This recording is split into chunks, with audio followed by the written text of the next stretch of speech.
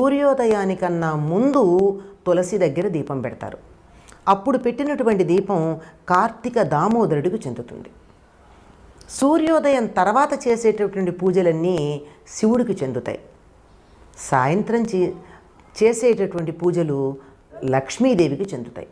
ఈ ముగ్గురిని సంతృప్తిపరిచి వారికి ప్రీతిపాత్రమైనటువంటి కాలంలో తాను ఎప్పుడూ నివసించి ఉంటాను అని చెప్పే దీపం, లక్ష్మీదేవి తాను దీపంలో ఉంటానంది కనుక ఆ దీపాన్ని ఆరాధన చేసి, మనం దీపం పెట్టడం అన్న పదం వాడమండి. దేవుడికి దీపం చూపించటం మనం అగరొత్తులు చూపిస్తాం, నైవేద్యం కూడా పెడతాం, కానీ దీపాన్ని మాత్రం ఆరాధన అంటాం. లక్ష్మీ స్వరూపంగా దీపాన్ని ఆరాధించేటటువంటి పద్ధతి ఉంది.